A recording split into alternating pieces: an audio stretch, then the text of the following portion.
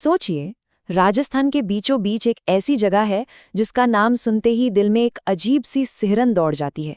भानगढ़ का किला। तो चलिए, आज इन खंडरों में दफन रहस्यों की परतों को खोलते हैं। और सुनिए, ये कोई मनगढ़ंत कहानी नहीं है। ये तो भारतीय पुरातत्व सर्वेक्षण यानी ASI की तरफ से लगाई गई एक सरकारी चेतावनी है। यही शब्द अपने आप में उस खतरे का अंदाजा दे देते हैं जो इस किले की दीवारों के पीछे सांस लेता है। भानगढ़ किले को यूं ही भारत की सबसे डरावनी जगहों में से एक नहीं कहा जाता। इसकी शोहरत दूर दूर तक फैली हुई है। एक ऐसी जगह जहां इतिहास और खौफ एक दूसरे में घुल मिल गए हैं। पर आपको तो पता ही है, जहां डर होता है वहां उसे चुनौती देने वाले भी पहुंच ही जाते हैं। और हमारी कहानी भी कुछ ऐसे ही दिलेर लोगों की एक दुस्साहसी योजना से शुरू होती है। तो बात है साल 2019 की। दिल्ली के 3 दोस्त थे, आर्यन, समीर और निशा। अब ये सिर्फ घूमने फिरने के शौकीन नहीं थे। इनको तो जुनून था ऐसी जगहों के राज खोलने का जिनके बारे में लोग बात करने से भी डरते हैं। तो उन्होंने फैसला किया कि भानगढ़ जाकर उन कहानियों की सच्चाई का पता लगाएंगे।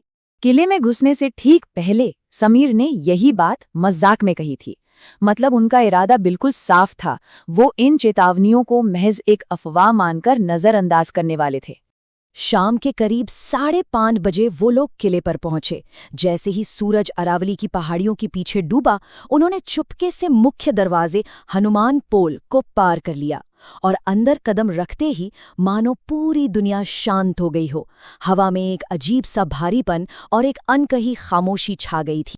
पर यह खामोशी ज्यादा देर टिकने वाली नहीं थी, क्योंकि यहां से कहानी का वो मोड़ शुरू होता है जहां सदियों पुराना एक श्राप हकीकत का रूप लेने वाला था। वो लोग अभी नर्तकियों की हवेली के खंडरों के पास पहुंचे ही थे कि उस गहरे सन्नाटे को चीरती हुई एक आवाज आई। घुंघरुओं की आवाज, छन छन छन छन।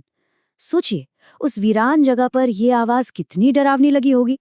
ये सुनते ही निशा की हिम्मत जवाब दे गई। उसने कांपती हुई आवाज में पूछा, तुमने कुछ सुना?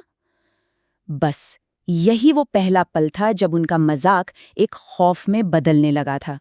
अच्छा, अब ये जो कुछ भी हो रहा था ना, इसके पीछे एक बहुत पुरानी कहानी है। कहते हैं कि 16वीं सदी में सिंघिया नाम का एक तांत्रिक था, जिसे खूबसूरत राजकुमारी रत्नावती से एक तरफा प्यार हो गया।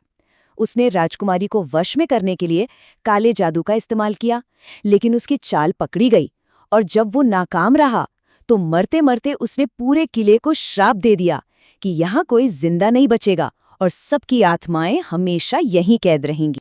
तो ये तो थी कहानी, पर हमारे दोस्तों के लिए ये कहानी अब एक खौफनाक हकीकत में बदल रही थी। घुंघरुओं की आवाज अभी थमी भी नहीं थी कि अचानक समीर जोर से चीखा। उसके पैरों के पास से एक काला साया पलक झपकते ही गुजर गया। अब तक डर सिर्फ सुनाई दे रहा था, पर अब वो दिखाई भी देने लगा था। इसके बाद उन्हें दीवार के पीछे से धीमी धीमी रहस्यमयी फुसफुसाहटें सुनाई देने लगीं। ऐसा लग रहा था जैसे कोई उनके बारे में ही कानाफूसी कर रहा हो, लेकिन वहां उनके सिवा कोई और था ही नहीं। फिर डर का लेवल और बढ़ गया। उन्हें साफ साफ किसी के कदमों की आहट सुनाई दी, पत्थरों पर चलने की आवाज। वो आवाज उनके करीब आती जा रही थी, पर जब भी वो पलट कर देखते तो पीछे सिर्फ खाली गलियारे होते थे। और फिर वो हुआ जिसने उनकी हिम्मत को पूरी तरह तोड़ दिया। आर्यन ने घबराहट में अपनी टॉर्च घुमाई और उसकी रोशनी जब एक टूटी हुई खिड़की पर पड़ी तो वहां एक औरत का साया खड़ा था।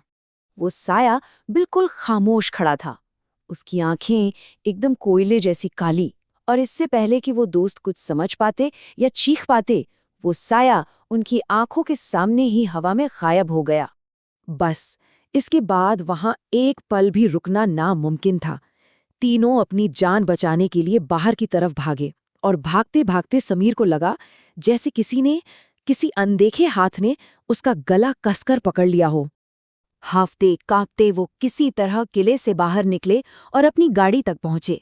वो रात तो गुजर गई, पर जो उन्होंने महसूस किया वो एक अनसुलझा सवाल बनकर हमेशा के लिए उनके साथ रह गया। अब इस स्लाइड को देखिए। ये 2 बातें किसी भी कहानी से ज्यादा कह रही हैं। किले में घुसने से पहले समीर का मजाक याद है? ये सब तो बस पर्यटकों को डराने के तरीके हैं।